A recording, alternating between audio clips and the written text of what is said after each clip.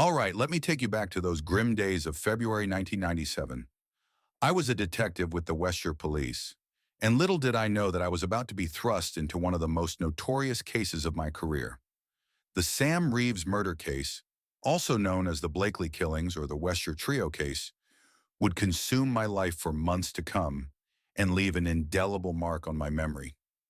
It was a frigid, misty morning on February 12th when we got the call. A local farmer had discovered a Land Cruiser on a secluded rural road in Blakely, Westshire.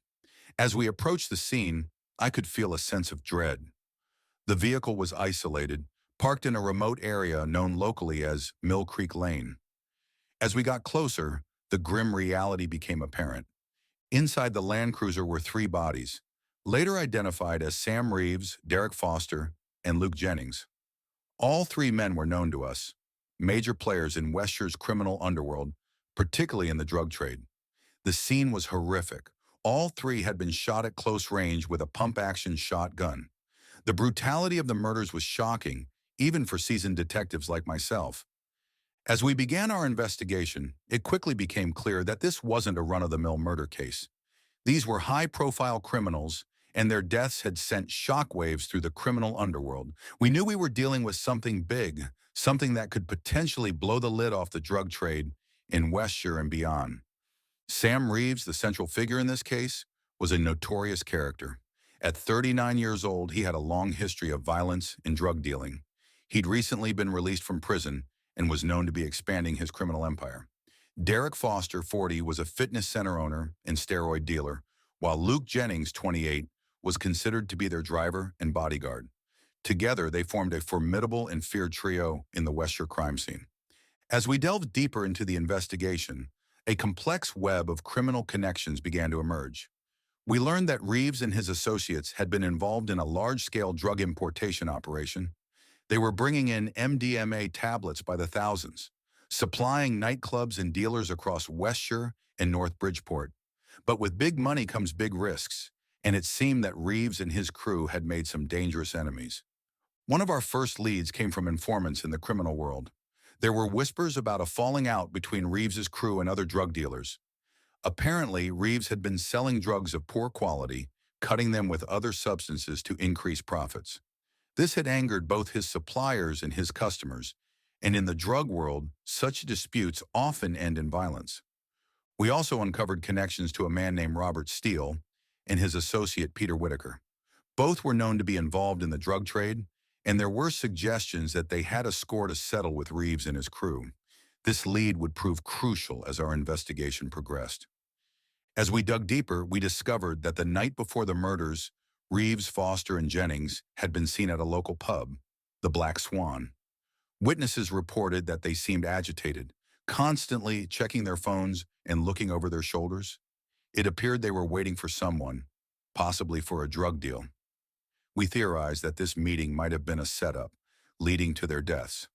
The forensic evidence from the crime scene was telling. The killer or killers had been meticulous, leaving little trace evidence behind. The shotgun blasts had been devastating, leaving no chance of survival for the victims. The position of the bodies and the bullet trajectories suggested that the attack had been swift and well-planned. This wasn't a crime of passion, it was a calculated execution. As the investigation continued, we faced numerous challenges. The criminal underworld closed ranks, with potential witnesses too scared to come forward. We knew that whoever had carried out these murders was powerful and dangerous, capable of instilling fear in hardened criminals. One breakthrough came when we managed to trace the movements of the Land Cruiser on the night of the murders. CCTV footage showed the vehicle driving towards Blakely, followed by another car. This second vehicle was of particular interest, as it could have been carrying the killers. Months into the investigation, we finally got the break we needed. An informant came forward with crucial information, pointing us towards Robert Steele and Peter Whitaker. According to this source, Steele and Whitaker had carried out the murders as revenge for a drug deal gone wrong. They had allegedly lured Reeves, Foster, and Jennings to the isolated lane under the pretense of a new deal, only to ambush them. With this new information, we were able to build a case against Steele and Whitaker. We uncovered evidence linking them to the scene, including traces of gunshot residue. Their alibis for the night of the murder began to fall apart under scrutiny. In August 1998, nearly a year and a half after the murders, we finally made our move. Robert Steele and Peter Whitaker were arrested and charged with the triple murder. The arrest was a significant moment in the case, but we knew that the real challenge lay ahead in securing a conviction. The trial began in November 1999 at Bridgeport Crown Court. It was a complex and lengthy process, lasting 13 weeks. The prosecution presented a case built on circumstantial evidence and testimony from criminal informants. We faced challenges in court, with the defense trying to discredit our witnesses and poke holes in our timeline. One of the key pieces of evidence was the testimony of Marcus Nichols, a former associate of Steele and Whitaker. Nichols claimed to have been the getaway driver on the night of the murders. His testimony was crucial but also controversial, as the defense painted him as an unreliable witness motivated by self-interest. Despite the challenges, on February 15, 2000, the jury found Robert Steele and Peter Whitaker guilty of all three murders. They were sentenced to life imprisonment with a minimum term of 28 years. It was a moment of triumph for our investigation team, but also a sobering reminder of the violent world we had been immersed in for over 3 years. The conviction brought some closure to the case, but it didn't end the story. Over the years, there have been numerous appeals and challenges to the convictions. Some have claimed that Steele and Whitaker were wrongfully convicted, pointing to inconsistencies in the evidence and alleging police misconduct. These claims have been investigated, and so far, the convictions have been upheld. The Sam Reeves murder case, or the Blakely killings as they became known, had a lasting impact on Westshore and the wider criminal landscape.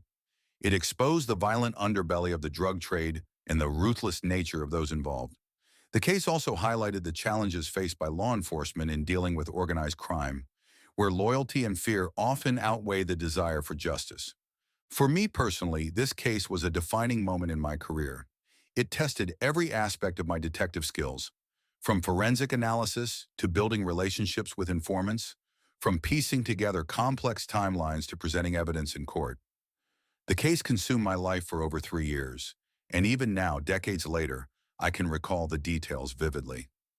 The Blakely killings also had a significant cultural impact.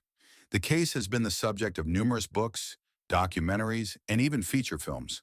It captured the public imagination, painting a picture of a criminal underworld that most people only see in movies.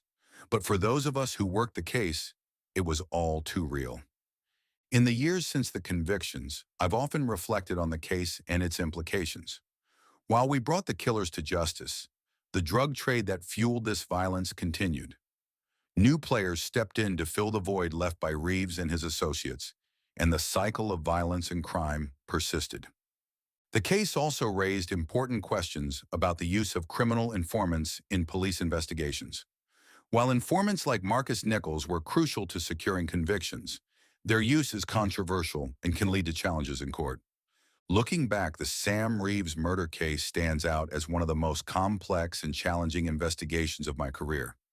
It was a journey into the heart of darkness, exposing the brutal reality of organized crime. While we achieved justice for the victims, the case left me with a lasting awareness of the ongoing battle against drug-related crime and violence. As I near the end of my career, I still think about Sam Reeves, Derek Foster, and Luke Jennings. Despite their criminal activities, their brutal murders were a tragedy, leaving behind grieving families and sending shockwaves through the community. Their story serves as a stark reminder of the destructive power of the drug trade and the importance of continued efforts to combat organized crime. The Blakely killings may have happened over 2 decades ago, but their impact is still felt today.